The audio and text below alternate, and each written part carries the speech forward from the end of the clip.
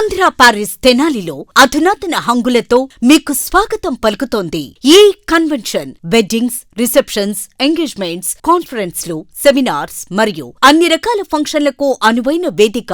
ఈ convention function hall AC, RTC bus stand out gate ఎదురు, Tenali. Cell number 7288566666. ప్రజా pharmacy అనే మందుల షాపు మన గౌరవ మంత్రివర్యులు నాదెండ్ల మనోహర్ గారి చేతుల మీదుగా ఓపెన్ అయిందండి. ఇదిగో ప్రతి సామాన్యుడికి అందుబాటు ధరలో నాణ్యమైన మందులు ఇచ్చేస్తున్నారండి. మరి ఆర్డర్ ప్రకారం ఎలాంటి మందులైనా తెప్పించేస్తున్నారండి. ప్రతిరోజు ఉదయం 7 గంటల నుండి రాత్రి 11 గంటల 30 నిమిషాల వరకు ఎప్పుడు తెరిచే ఉంచేస్తున్నారండి. ఇదిగో అల్లో గాంధీ చౌక్ లేదు, అక్కడ నెహ్రూ రోడ్లోనండి. ఇదిగో మర్చిపోండి, చాలా తక్కువ రేట్లకే నాణ్యమైన మందులు ఇచ్చేస్తున్నారు. ఉంటారండి మరి.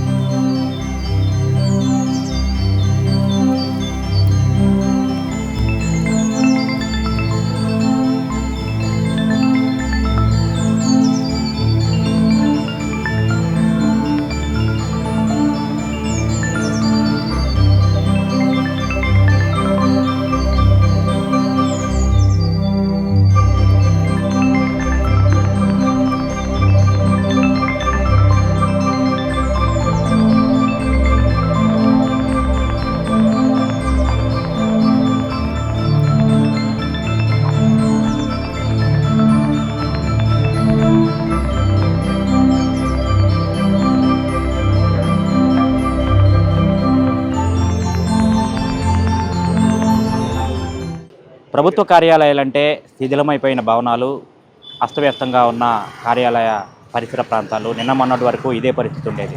తెనాలిలో తహసీల్దార్ కార్యాలయం కూడా ఆ విధంగానే ఉండేది. ఇటువైపు నుంచి వెళ్తున్న ప్రజలందరూ కూడా ఈ తహసీల్దార్ కార్యాలయాన్ని చూసి ఇది ఎప్పటికి బాగుపడుతుందో అని చెప్పి కూడా చాలా ఆవేదన వ్యక్తపరిచేవారు. అయితే తెనాలి తహసీల్దార్ కార్యాలయ రూపురేఖలు మొత్తం కూడా ఇప్పుడు పూర్తిగా మారిపోయాయి. ఇదొక రాష్ట్ర స్థాయి అత్యున్నత హోదా కలిగిన కార్యాలయంగా కూడా తెనాలి తహసీల్దార్ కార్యాలయాన్ని ఇక్కడ తీర్చిదిద్దారు. ఇప్పుడు బ్రిటిష్ హయాంలో దాదాపు 150 సంవత్సరాల క్రితం, 143 సంవత్సరాల క్రితం నిర్మించిన ఈ కార్యాలయం మొత్తం కూడా ఇప్పుడు పూర్తిగా రూపురేఖలు పూర్తిగా మారిపోయి నూతన హంగులు సంతరించుకుంది. ఈ కార్యాలయాన్ని ఎట్లా తీర్చిదిద్దారు, అసలు ఎందుకు ఈ కార్యాలయాన్ని ఇట్లా మార్చారనేది సార్ని అడిగి తెలుసుకుందాం. సార్ చెప్పండి, అసలు యాక్చువల్గా ప్రభుత్వ కార్యాలయం అంటే కొంచెం అస్తవ్యస్తంగా ఉంటాయి, పెద్ద అక్కడికి రావాలంటే కూర్చోడానికి ఇబ్బంది పడుతూ ఉంటారు అనేది గతంలో ఉండేది. మన ఆఫీస్ కూడా అంతకుముందు వరకు అట్లాగే ఉండేది. మీరు వచ్చిన తర్వాత ఈ మొత్తం మార్చేశారు. అసలు ఈ ఆలోచన ఎట్లా వచ్చింది మీకు?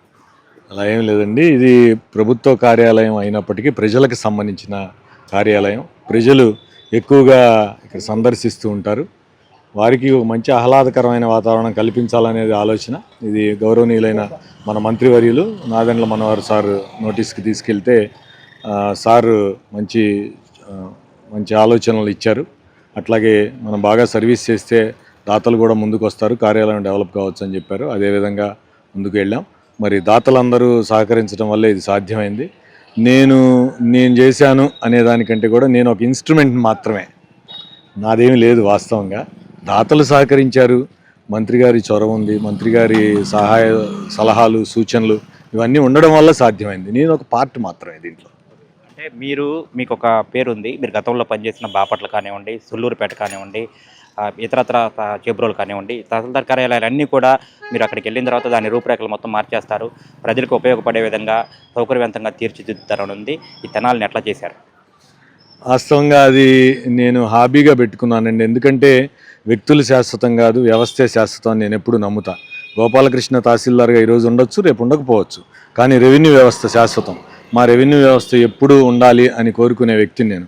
అందుకని ఎక్కడికన్నా వెళ్ళినా వ్యవస్థలో వాతావరణం బాగలేదనుకోండి, చుట్టూ ఉన్న వాతావరణం పనిచేసే ఫీలింగ్ కూడా అంతగా ఉండదు. ముందు స్టాఫ్కైనా ఆ ఫీల్ కలగాలి అంటే, వచ్చే పబ్లిక్కి సర్వీస్ చేయాలి అంటే, మైండ్ అదంతా సవ్యంగా ఉండాలంటే చుట్టూ ఉన్న యాంబియన్స్ బాగుండాలి. అందువల్ల మెయిన్గా ఎక్కడికి పోయినా కానీ చుట్టుపక్కల దాతలను సంప్రదిస్తూ ఉంటాం, కార్యాలయాన్ని బాగు చేసుకోవటం. ఇంటికంటే కార్యాలయంలో ఎక్కువ ఉంటామండి, అందుకని కార్యాలయాన్ని బాగు చేయడం. అట్లాగే ఇప్పుడు ఇక్కడ ఏమేమి ప్రత్యేకంగా ఎటువంటి సౌకర్యాలు ఉన్నాయి, ఇటు స్టాఫ్కి కానివ్వండి, ప్రజలకు సంబంధించి కానివ్వండి, ఎటువంటి సౌకర్యాలు కార్యాలయంలో ఏర్పాటు చేశారు? ఇక్కడ అన్ని సౌకర్యాలు ఉన్నాయండి, ఇది లేదు అది లేదు అని లేదు.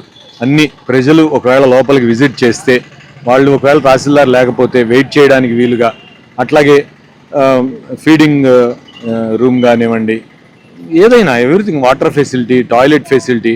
ఒకవేళ మా హైయర్ అఫీషియల్ వస్తే ఇప్పుడు దాకా ఏంటంటే గెస్ట్ హౌస్ ఎక్కడ పెట్టాలా, లేకపోతే హోటల్స్ రూమ్స్లో పెట్టడం, అట్లా లేకుండా ఒక గెస్ట్ హౌస్ లాగా 2 గెస్ట్ బెడ్రూమ్స్ లాగా ఎవ్రీథింగ్ ఏమైతే ఇక్కడ అవసరమో రిక్రియేషన్ కోసం షటిల్ కోర్టు ఎవ్రీథింగ్ అరేంజ్ చేసామండి, ఎంప్లాయీస్ కోసం అట్లాగే వచ్చే పబ్లిక్ కోసం.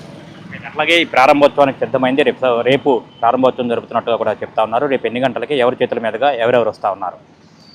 రేపు సాయంత్రం మనకు సోమవారం సాయంత్రం 15వ తారీఖు, రేపు 15/12/2025 సాయంత్రం 4 గంటలకి ఓపెనింగ్ అండి. మన గౌరవనీయులైన రాష్ట్ర మంత్రివర్యులు నాదెండ్ల మనోహర్ సార్ చేతుల మీదుగా దీని ఓపెనింగ్ కార్యక్రమం నిర్వహించబోతున్నాం. దీనికి ముఖ్యంగా మన రెవెన్యూ మినిస్టర్ గారు, అట్లాగే మన ఇన్ఛార్జ్ మినిస్టర్ గారు కందుల దుర్గేష్ సారు, మా రెవెన్యూ మినిస్టర్ గారు, అట్లాగే మన గౌరవనీయులైన ఎమ్మెల్సీ ఆలపాటి రాజేంద్ర ప్రసాద్ సారు, అట్లాగే మా హైయర్ అఫీషియల్ కలెక్టర్ గారు, జాయింట్ కలెక్టర్ గారు, సబ్ కలెక్టర్ గారు, రేంజ్ ఐజీ గారిని కూడా ఇన్వైట్ చేశాం.